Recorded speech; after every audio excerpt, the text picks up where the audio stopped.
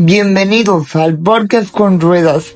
En este programa escucharás a diferentes personas hablar sobre lo que es ser una persona con discapacidad. Aquí no hay barreras. Aquí cortamos estigmas y son pláticas de vida real. Bienvenidos al Podcast con Ruedas. Hola a todos, bienvenidos a otro episodio del Podcast con Ruedas. Hoy estamos muy contentos porque hoy entrenamos un nuevo episodio con una nueva invitada. Jazz, ¿cómo estás? Hola Leo, muy bien, gracias. ¿Y tú? Estamos muy contentos aquí de tenerte, de que nos cuentes tu historia, de que nos digas un poquito de ti y cuando tú estés lista para compartir, aquí estamos para escucharte. Muchas gracias, Leo. Primero, gracias por la invitación a tu podcast. De verdad es un placer estar aquí contigo en esta entrevista y en este canal. Te cuento un poquito de mí. Yo tengo 42 años, soy mamá de dos niños, una niña de 11 y un niño de 15.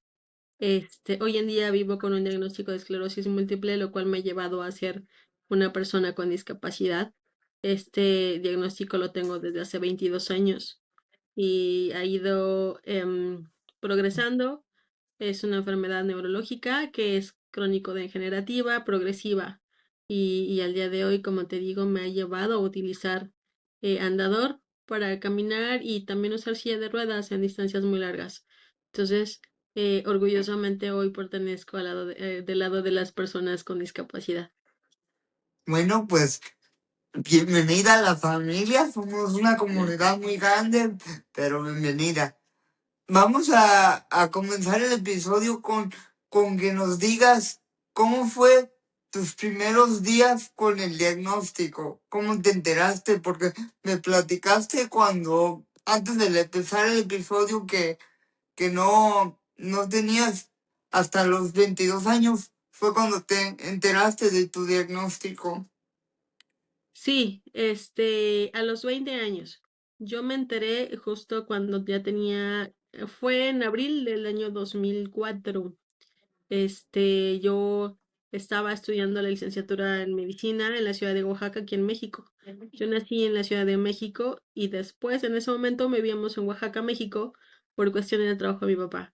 Yo estaba en la universidad. ¿Cómo me enteré de mi diagnóstico? Porque empecé a tener síntomas un día de la nada que me desperté, me levantó en la cama y no podía mover mi pierna del lado derecho, estaba muy débil, no tenía fuerza. Recuerdo que aún así me subí al coche, manejé a la universidad, hice mi día como pude, arrastraba la pierna para caminar, pero yo pensé que era algo que en algún momento se iba a pasar. Pero al día siguiente resultó que no, al contrario, iba progresando. Ya no nada más era la pierna derecha, también era el brazo derecho y la mano, que no tenía nada de fuerza porque ni siquiera pude sostener una botella con agua y entonces ahí fue donde me empecé a preocupar. Desgraciadamente, o sea, de que me dieron esos primeros síntomas a que me dieron un diagnóstico pasaron 6 meses. 6 meses en donde estuve yendo con un doctor a otro de muchas especialidades, un traumatólogo, un ortopedista, un psicólogo, un psiquiatra, o sea, varios doctores em, me revisaron en esos 6 meses, pero no daban con el diagnóstico. Hasta que un día uno de sus doctores me canaliza con un neurólogo que era amigo suyo y el neurólogo al momento de auscultarme se da cuenta que un reflejo medio raro en mi pie derecho daba señales de que se trataba de algo neurológico. Me mandaron a hacer una resonancia magnética y justo cuando leen los resultados de la resonancia magnética, pues ahí se da el diagnóstico, ¿no? De esclerosis múltiple. En ese momento era remitente recurrente, así debuté yo con esa enfermedad. Porque hoy en día ya soy secundaria progresiva, es una etapa un poquito más agresiva del padecimiento que se puede o no se puede desarrollar al paso de los años. Pero en ese momento, ese fue mi diagnóstico y entonces pues como te explico que yo sentí que el mundo se me venía encima y que se me acababa la vida ya mañana y que no iba a poder ni siquiera ser mamá ni tener un plan de vida, ¿no? Y así fue, así lo viví. Bueno, qué pesado, imagino que fue muy pesado para ti porque eras muy joven cuando te dieron el diagnóstico. Tenías una vida por delante. Hubo momentos donde te dio depresión cuando te dieron el diagnóstico, te dio para abajo. ¿Qué sentiste cuando el doctor te dijo, sabes que esto lo que tienes, no vas a poder hacer tus actividades diarias? ¿Qué pensaste? Sí, entré en una depresión muy grande porque, como te digo, yo estaba en la carrera de medicina, estaba en, si mal no recuerdo, en segundo año. Entonces, yo, conforme pasaba el tiempo y nadie me daba el diagnóstico, yo recuerdo que fui con uno de los maestros que me daba clase en ahí en la Facultad de Medicina. Y le empecé a contar mi caso y él me dijo, Jazmín, seguramente, dice, no te espantes, pero es muy probable que tengas un padecimiento neurológico. Por tus síntomas, es muy probable que tengas esclerosis múltiple. Y eso me hizo empezar a leer y investigar antes de que me dieran el diagnóstico. Cuando sucede, después de la resonancia magnética, que me confirman lo que el profesor ya me había dicho, evidentemente yo ya había leído y yo ya me había informado de cómo probablemente iba a ser mi vida en un futuro que el día de hoy me alcanzó. Yo ya sabía varias cosas que podían o no suceder porque es un padecimiento que no es predecible. O sea, se presenta y se manifiesta en el momento que se le da la gana, así literalmente. Yo ya lo sabía, ya lo había leído, ya los doctores me habían dicho, ya me había informado. Y entonces para mí fue una depresión espantosa porque yo en ese momento mi plan de vida era evidentemente terminar la licenciatura, hacer una especialidad, casarme, tener hijos, pero era un proyecto de vida a largo plazo, ¿no?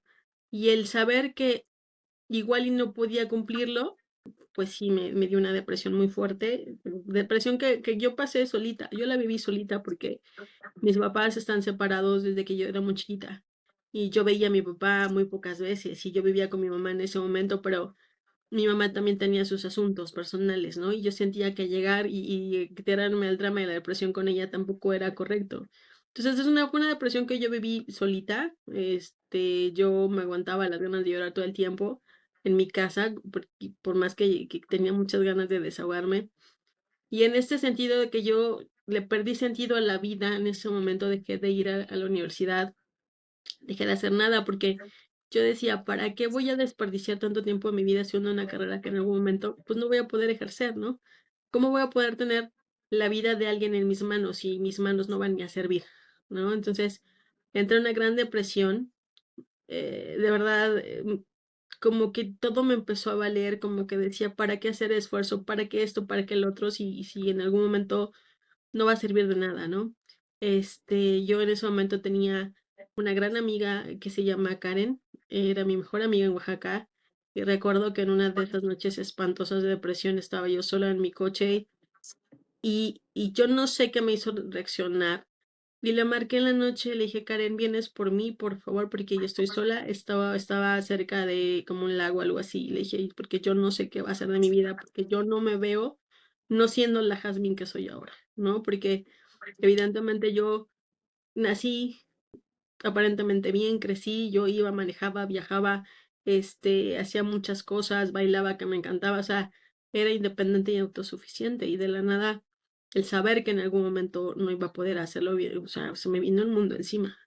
Y si yo en ese momento, creo que si Karen no hubiera llegado en ese momento, te prometo que yo no sé qué tontería hubiera sido capaz de hacer, porque es complicado, es difícil y complicado aceptar un diagnóstico de vida que te va a cambiar tu vida, tu plan de vida, ¿no?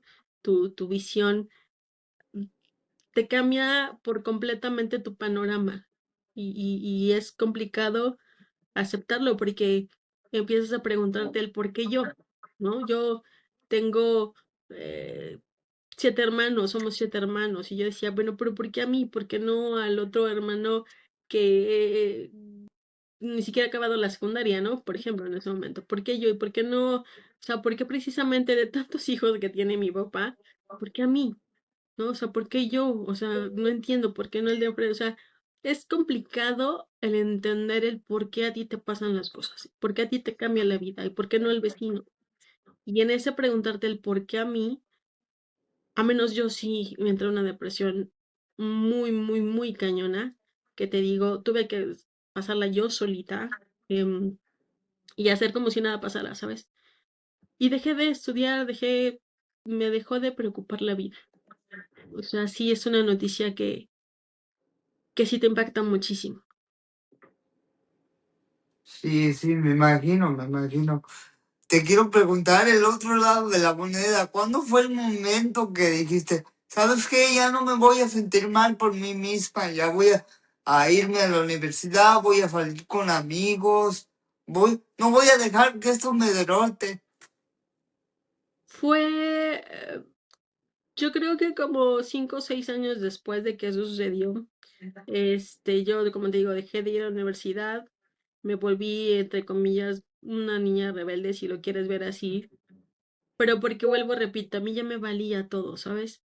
Eh, Salí de casa de mis papás de Oaxaca, me fui a vivir con unos amigos a Puebla, entré a trabajar, y dije, pues ya, ¿no?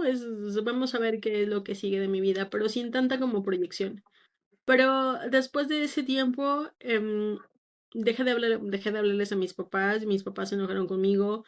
Esa parte de mi rebeldía, pero por la depresión de sentir y saber que mi vida iba a cambiar, creo que nunca la entendieron. Y no los culpo porque cada quien toma las cosas como puede, ¿no? Entonces, yo me sentí, no sé, me sentía como rara, pero como 6 años después mi papá me buscó y platicó conmigo y me dijo que, que ok, que ya todo había pasado, pero que cuál iba a ser mi plan de vida ahora, que tenía que haber una opción para no quedarme haciendo nada. Y ahí fue donde reaccioné y yo solita dije, a ver, Jazmín, tienes que redireccionar tu vida, tienes que modificar tu plan de vida para seguir siendo útil, para seguir viviendo de una manera en la que te permita modificarlo, sí, pero cumplir con las metas que tenía de un inicio. Y fue donde me metí otra vez a la universidad, me metí a la licenciatura en contaduría, la terminé. Después me casé, tuve a mi primer hijo, 4 años después tuve a mi segunda hija.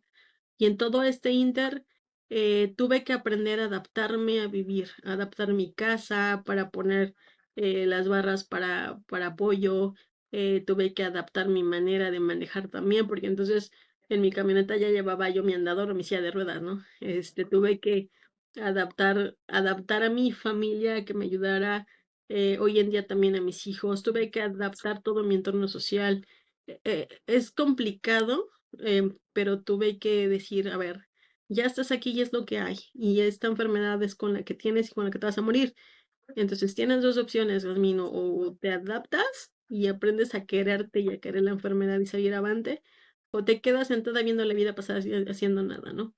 Entonces, opté por la primera. Me costó mucho trabajo, sí, porque tomar la decisión de seguir adelante con mi vida venía junto con pegado con la crítica de la sociedad, con cómo te ve la sociedad, con cómo, como un bicho raro, ¿no? La gente que me conocía y que me veía bien sana y de repente verme caminando con bastón o con un andador o en silla de ruedas, es incómodo que la gente, hasta tu propia familia, se acerque a decirte, a preguntarte qué tienes, pero sin la intención de ayudarte, ¿sabes? Sino nada más de curiosidad y de morbo y ese tipo de cosas, es incómodo. Porque por un lado dices, ok, vamos a darle para adelante y vamos a poner las pilas y seguir una licenciatura y mi vida, y mi caso, y mis hijos. Pero por otro lado, en ese decir, en ese mate de valor y decir voy a seguir, también viene la otra parte, que es justamente eso, enfrentarte a una sociedad en donde no son nada empáticos, en donde la ciudad, por ejemplo, aquí en la Ciudad de México, no es nada accesible para personas con discapacidad, en donde la sociedad te ve, te critica, en donde son faltos de valores y es donde también dices, espérame, o sea, quiero salir y seguir con mi vida, pero también me tengo que enfrentar a esto y es difícil porque no es lo mismo que te vean con una discapacidad desde que naces y te adaptes a hacerlo a que la gente de repente te vea y te diga, "¿Pero qué te pasó, no? O sea, pero ¿cómo? O sea, ayer estabas bien. Pues sí, pero ayer, hoy ya no. Entonces, es complicado, pero tomé la decisión y dije, pues vamos a seguir con la vida y tuve que modificar eso, mi plan de vida para poder alcanzar los objetivos que me replanteé, pero que fueran adaptables a mi nueva situación de vida. Mira, qué bueno que sí recapacitaste. Y yo sé que el camino es bien difícil, como tú lo has dicho. A veces la propia familia, sin querer hacerte sentir mal, pero a veces te hace preguntas, oye, pero si ayer estabas bien y si ayer caminabas Ujú. bien y hoy no, ¿qué te pasó? Sí, es complicado. Y aparte, el explicar o explicar o platicar, por lo menos a mí me cuesta un poco trabajo lo de mi padecimiento porque es un padecimiento, está catalogado como hoy en día como una de esas enfermedades raras, ¿no? Raras porque no saben qué la provoca, no saben en qué momento se da. Hay factores que dicen que lo pueden desencadenar, pero sin embargo no tiene cura. Por eso solo se controla, ¿no? Y al paso del tiempo te va dejando un porcentaje de discapacidad. No en todos los casos, porque no todos los pacientes la vivimos de la misma manera, ¿no? Pero no lo hay. Entonces, al momento de que tú tratas de platicarle o platicarle a tu propia familia o a quien sea de qué se trata o por qué no puedes caminar o por qué te invitan y de repente dices no, porque la fatiga que tengo es espantosa. Y a veces los comentarios, como tú dices, sin querer, de, pero ¿cómo? Pues estás cansada, ve y duérmete. No, espérame, mi fatiga no es de descanso 10 minutos. Lo mío es una fatiga crónica que, aunque yo no quiera, mi cuerpo dice, hoy no te mueves. O sea, aunque yo no quiera, mi cerebro me dice, ¿sabes qué, Jazmín? Hoy no, nada más no. O sea, es complicado porque si no te ven usando una andadera, una silla de ruedas, un bastón, la gente no te cree que estés enfermo con un padecimiento así, porque si tú ves a una persona con esclerosis múltiple, la mayoría sentada así normal, tú ni siquiera intuyes ni te das cuenta que estamos enfermos, ¿no? Hasta que te intentas levantar, hasta que dices, oye, espérame, no puedo caminar bien, oye, ¿me pasas mi andadera? Oye, es que voy en silla de ruedas, o sea, pero ¿cómo? Pues sí, porque así es, ¿no?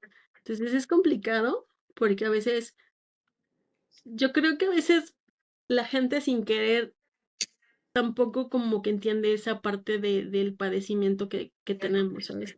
Y eso también como que, híjole, te baja un poquito la moral y las ganas pues de convivir también con la gente, ¿no? Sí, está bien difícil, está bien difícil. También le queremos decir a la audiencia, y yo no soy un experto y me puedes corregir si estoy equivocado. Cuando te dan los síntomas de esta enfermedad, no te da, a veces te duele un pie, a veces no puedes hablar, o a veces simplemente no te puedes parar de la cama, como tú dijiste. Todo, todos los síntomas que te da esta enfermedad no son los mismos todos los días. Es correcto. Se dice que es la enfermedad de las mil caras, porque tiene muchas maneras de manifestarse, muchas, y cada recaída se manifiesta de una manera diferente. A veces me quedo sin fuerza en las piernas, o en o en las dos piernas, en los dos brazos, de repente la fatiga es demasiada. Los climas extremos, tanto mucho calor como mucho frío, nos hacen daño. eh, Se puede presentar en cualquier momento. Yo ahorita puedo estar platicando contigo, terminamos la entrevista y resulta que me levanto de mi lugar para ir al baño y resulta que no puedo caminar. Y si es así, me tiene que llevar al hospital, ¿no? O mañana amanezco con una recaída y entonces me tienen que llevar al hospital. O sea, es tan impredecible que se manifiesta como y cuando quiere. O sea, es muy cambiante. Vivimos solo por hoy. Al menos yo es lo que hago. Solo vivo, o sea, solo por hoy, ¿no? Como dicen por ahí hasta el grupo, creo que de Alcohólicos Anónimos, o no me acuerdo quién. Solo Ah, por hoy. Porque yo me levanto y cada vez que me levanto cada día es saber, hoy tengo que hacer esto, ¿puedo? Y entonces yo cuando me levanto de la cama ahí es donde me doy cuenta, sí puedo cumplirlo o no puedo cumplirlo, ¿no? Entonces, sí es complicado, no imposible, pero sí es complicado vivir así, porque aparte involucras a tu red de apoyo, la gente con la que vives, con la que convives. también la padecen. O sea, ser cuidador de un paciente como yo no es fácil. Sí, sí. Bueno, quiero tocar el tema de ser mamá, porque muchas veces he tenido invitados, pero no tienen la dicha de ser papás y mamás. Si son papás, es de alguien con la discapacidad, pero nunca, casi nunca me ha tocado entrevistar a una mamá que tiene la discapacidad y que sus hijos tienen que asistir a muchas cosas. ¿Cómo afecta el ser mamá y vivir con este diagnóstico? Afecta mucho porque mi hijo más grande tiene 15 años hoy en día. Cuando él nació, yo todavía podía manejar, podía llevarlo al médico, podía hacer de comer, lo cargaba y demás. Yo hasta ese momento, digamos que aparentemente podía ser una mamá normal, ¿no? O sea, digo, entre comillas, normal, porque ¿qué es ser una mamá normal, no? O sea, yo creo que cada quien es la mamá que puede ser. Entonces, eh, pero después de que nació mi segunda hija, que hoy en día tiene 11, al año que nació Ana Victoria, es cuando la enfermedad empieza a evolucionar más rápido. Eh, yo a los primeros 5 años de mi hija, yo podía llevarla al kinder, a los dos los llevaba a la misma escuela, la manejaba, los iba a dejar, los traía, podía cocinar, podía lavar, podía hacer muchas cosas. En ese momento yo todavía estaba casada, hoy en día ya no, este, pero podía hacer muchas cosas, ¿no? Hasta ese momento a mí no me afectaba tanto. Yo decía, "Ah, bueno, sí, manejo y bajo mi andador o mi silla de ruedas de la camioneta, pero yo puedo seguir siendo una mamá que estaba al pendiente, más, más, más pendiente en las cuestiones de las labores físicas de la casa y de mis hijos. Hoy en día ya no puedo. Sí afecta muchísimo porque mis hijos se han vuelto parte de mi red de apoyo. Yo vivo en un quinto piso ahora, entonces me tiene que ayudar a bajar las escaleras, a subir las escaleras. Si vamos a una plaza es como ya no manejo el día de hoy, nos vamos en Uber y entonces tienen que ayudarme a irme en mi silla de ruedas. Me tienen que ayudar a hacer los aseos de la casa, por ejemplo, ¿no? Pues que yo tengo una persona que nos ayuda de repente, pero también es parte de la formación de mis hijos. O sea, creo que el ayudarme y el saber hacerlos hacer de la casa, meter la ropa a la lavadora, porque ahora ya no puedo, porque trabajo de lunes a viernes de 9 a 6 de la tarde. Tengo un trabajo en home office aquí que me ha permitido seguir sintiéndome útil y seguir teniendo esta vida laboral y económicamente activa, que eso también lo agradezco muchísimo. Entonces, yo no puedo hacer multitask ahora porque entonces o me dedico a trabajar porque me canso trabajando, porque a pesar de que nada más me dedico a mover los dedos para la máquina, para el teclado de la computadora, pues me canso, mi fatiga es mucha. Entonces, mis hijos se han vuelto mi red de apoyo aquí en casa porque mientras yo trabajo, ellos están en la escuela y cuando llegan me ayudan a cocinar, y fines de semana me ayudan a meter la ropa a la lavadora, como te digo, hacer las labores de la casa. Este, a mi hija, por ejemplo, no la puedo hacer peinados bonitos, como la mayoría de sus compañeras, porque mis manos no me dan, ¿sabes? Mis manos se cansan mucho. Este, muchísimas cosas que mis hijos, vivimos los dos, los tres solitos. Entonces, mis hijos han tenido que aprender a hacer esas cosas, pero también yo les digo, vean el lado bueno, porque es parte de su formación. Si el día de mañana ustedes ya cuando se vayan a vivir solos, por lo menos van a saber mantener su espacio limpio, van a saber lavar su ropa, van a saber hacerse de comer y no van a depender de nadie. O sea, a la fuerza sí, pero también creo que es parte de su formación. Ese es como que el lado bueno, ¿no? Pero evidentemente ser una mamá tan presente como las demás mamás hoy en día ya no puedo porque ya no los llevo a la escuela, por ejemplo, ¿no? Ya los llevan en transporte, los regresan en transporte, o se van caminando, festivales y demás, pues a veces voy muy poco, pero lo intento, ¿no? Entonces, es complicado porque aparte el cocinar, el calor excesivo de la estufa me daña, me deja más cansada, ¿no? Y cuando lo hago, tengo que tener un banquito frente a la estufa porque pues para sentarme a descansar mientras cocino, ¿no? O sea, es adaptar lo que puedo hacer a cómo lo puedo hacer. ¿No? El banquito en la estufa, caminar despacito a la lavadora, este, Es complicado porque yo quisiera caminar con mis hijos de la mano, ¿no? Como antes. Ya no puedo. Al contrario, ellos me llevan a mí en la silla de ruedas. Entonces, em, es complicado, sí, pero lo que más me da orgullo de mis hijos es que no les da pena el salir con una mamá como yo, ¿sabes?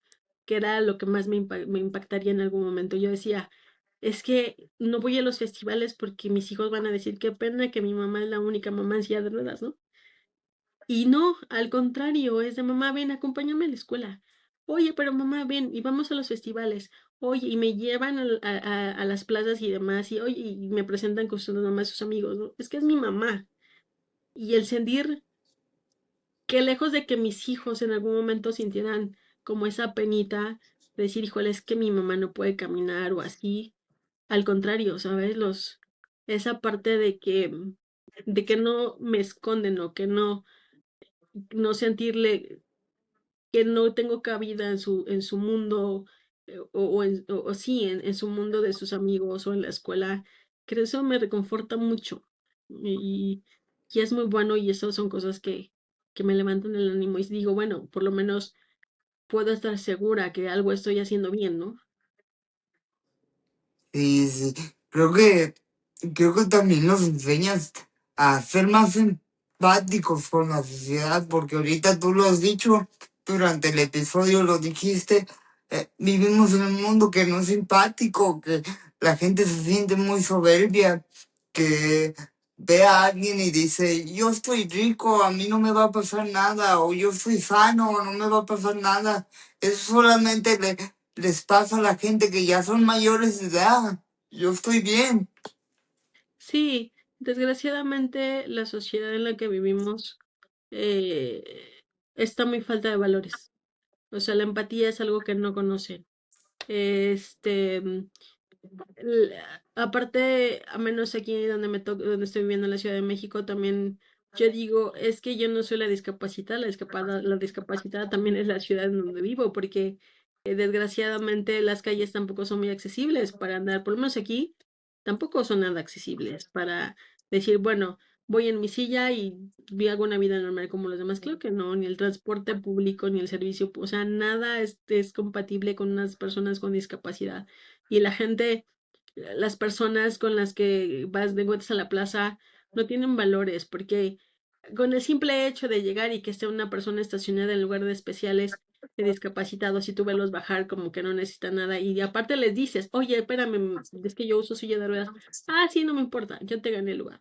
Dices, oye, tú no lo ocupas, ¿no? Me ha tocado muchas veces. O vas caminando en una plaza y la gente ni siquiera voltea a ver hacia abajo y se topa contigo y hasta que sienten el golpe de la silla de ruedas voltean y te ven, ¿no?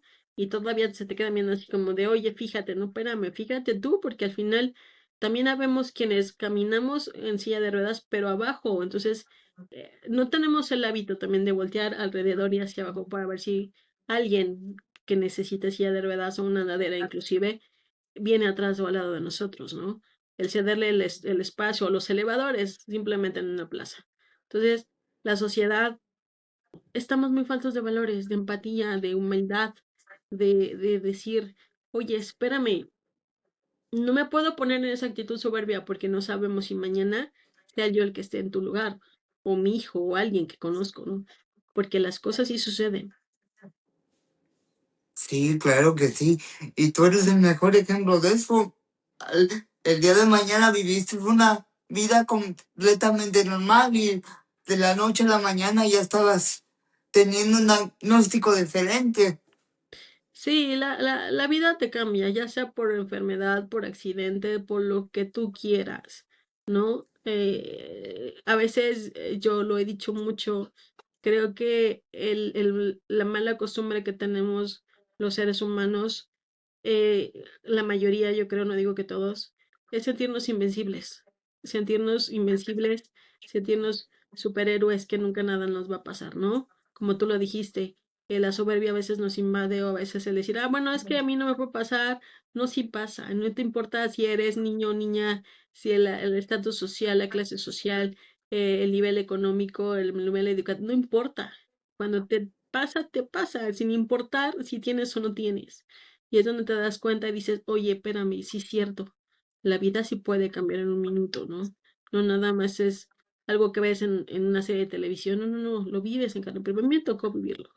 Y es donde te das cuenta y dices, sí es cierto, ¿no? A mí, a mi familia, por ejemplo, ¿no? Que yo nací bien y nadie nos esperamos que mi vida cambiara tan drásticamente. Y hoy en día que ya uso silla de ruedas o algún, algún instrumento para apoyo para caminar, pues evidentemente nadie sabíamos que me iba a cambiar la vida. El claro ejemplo es que vivo en un departamento en el quinto piso, departamento que mis papás compraron cuando yo tenía 6 años. Y yo aquí estoy porque al final es departamento propio, pero nunca jamás en la vida mi papá se imaginó cuando compró esta casa que una de sus hijas o que su hija más grande iba a terminar no pudiendo bajar tan fácil las escaleras como cuando lo hacía de niña, ¿no? Porque uno no prevé y uno no cree que las cosas puedan suceder. Y sí sucede. Exacto, exacto. Por eso tenemos que tener empatía, tenemos que no sentirnos inmortales, porque en día de la noche a la mañana tu vida puede cambiar de un segundo para otro. Bueno, te quiero preguntar unas últimas dos preguntas porque ya se nos alargó el tiempo, pero te quiero preguntar, ¿qué consejo le darías a alguien que está viviendo por lo que tú viviste? ¿Le dieron el mismo diagnóstico que tú y se siente atrapada como o atrapado como tú te sentiste? ¿Qué consejo le darías?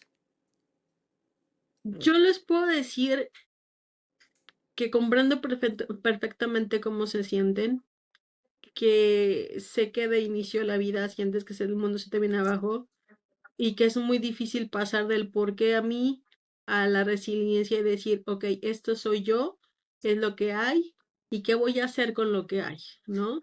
No lamentarte por lo que no puedes hacer, sino saber fijarte e enfocarte en lo que sí puedes hacer. Sí se puede, es complicado, sí, como lo dije, tienes que adaptarte y adaptar tu mundo y adaptar tu entorno pero sí se puede. Lo que sí también les puedo aconsejar es que se busquen una red de apoyo, pero una red de apoyo que siempre esté, porque desgraciadamente cuando uno está enfermo es cuando más conoces a las personas que te rodean, ¿sabes? Hoy en día si tengo 4 amigos leales es mucho, a diferencia de que antes todo esto sucedía tenía como 20, ¿no? Y cuando yo empecé a hacer muchas cosas y dejé de manejar y demás, resulta que de esos 20 ya nadie se acuerda de Jazmín porque como ya no voy a los santos, como dejé de ir a hacer muchas cosas, pues entonces la mayoría de mis amigos se desaparecieron porque Jazmín ya no les era útil, ¿no? Y de esos 20 amigos que tuve en el pasado, hoy en día sí tengo 4, son muchos, pero creo que es la gente que tiene que estar en mi vida y en mi barquito, ¿no? Yo la gente, mis hermanos y a mis hijos y a las familias y a los amigos que tengo o sea, te subes al barco o te bajas, pero si vas a estar arriba, esto soy yo. Entonces, uno de los consejos es esa, que se armen de su red de apoyo, que sea su red de apoyo al 100%, que también nos preocupamos por la gente que son cuidadores de nosotros. Mi mamá me cuidó durante muchos años, pero también la dejé descansar este último año, pedí que se fuera a su casa a descansar, porque también es cansado estar cuidando a un paciente como yo. A veces solo nos fijamos en cómo nos sentimos nosotros enfermos, pero los cuidadores que tenemos alrededor también se cansan y también se sobrepasan y también necesitan descansar. Y creo que ese también es uno de mis consejos. Si se puede, no se tire, o sea, no se dejen eh, apachurrar, como decimos aquí en México. Sí se puede, salgan de su depresión, inténtenlo, pónganse metas a corto plazo, a cómo se sientan ustedes el cuerpo, no dejen de hacer las cosas, medíquense, tengan tiempos de recreación con su familia, con sus hijos, con su pareja, con quien sea. eh, si son económicamente activos todavía y creen que tienen la capacidad de hacerlo, no dejen de hacerlo. A mí mi trabajo en los 2 últimos años de verdad me ha salvado la vida porque el tener la mente ocupada hace que tu cerebro también se ocupe en eso y se te olvide un poco el cómo te sientes y que tengas pendientes y decir, mañana me tengo que levantar porque tengo que trabajar. Si haces el esfuerzo, pero vale la pena al final. Em, y eso, pónganse las pilas, háganlo, inténtenlo. a medida que pueda. No importa si estás en silla de ruedas, con un andador, con bastón, o no tienes ningún instrumento de apoyo todavía, no pasa nada. Sí se puede. Y yo creo que lo único que nos queda hacer es amar esta enfermedad, quererla, aprender a convivir con ella, que es importante, y adaptarnos a vivir con ella día a día. Qué mejor dicho, ¿verdad? Qué mejor dicho. Yo te tengo una última pregunta y esa pregunta se la hago a todos los invitados que vienen al programa. Si tú pudieras irte para atrás y vivir todo lo que viviste en tu infancia, tus 20 años, recién diagnosticada con esta diagnóstico, ¿lo harías? ¿Lo volvieras a hacer? ¿O cambiarías algo? Yo no cambiaría parte de mi infancia ni nada porque tuve una buena niñez, no me quejo. Mi vida hasta el día de hoy puedo dar gracias que todo lo que me ha pasado hoy en día lo entiendo, lo quiero y lo acepto. Tal vez lo que sí modificaría un poco sería esos 5 o 6 años que dejé pasar sintiendo que la vida se me acababa, ¿sabes? Tal vez si volviera a nacer y me tocara repetir los mismos escenarios, las mismas situaciones que me tocó vivir en esta vida, la aceptaría y le entraría sin problema, pero sí cambiaría el hecho de haber desperdiciado 5 años de mi vida en donde yo sentía que la vida se me iba a acabar y que ya me iba a morir mañana, ¿sabes? Sin saber que lo único que tenía que hacer era esperar tantito, agarrar fuerzas otra vez y seguir para adelante, ¿no? Y justo no haber desperdiciado tanto tiempo porque la vida con o sin enfermedad pasa muy rápido. Y entonces eh, siento que sería lo único que modificaría. Sí, qué bonito, qué bonito. Bueno, Jazz, te damos las gracias por venir aquí y dar tu testimonio con nosotros, por visitarnos, por contarnos tu historia y te deseamos lo mejor de la suerte. Y también le quiero decir a la audiencia que le echen muchas ganas de darle el like a la historia de Yasmín, que compartan el episodio, que le activen la campanita, perdón, y que se suscriban para más episodios. Gracias, Jasmine. Muchas gracias. Muchas gracias, Leo, por haberme invitado. De verdad es un honor haber sido entrevistada por ti para tu canal. Te deseo mucha suerte. Te mando un gran abrazo desde aquí, desde México, de la Ciudad de México. Que tu canal siga creciendo. Por favor, denle mucho like a mi video, no nada más a la página. Suscríbanse, compártanlo para que el canal de Leo crezca muchísimo más. Muchas gracias, Leo. Muchas gracias a ti, que estés bien y nos vemos a la próxima. Bye. Adiós.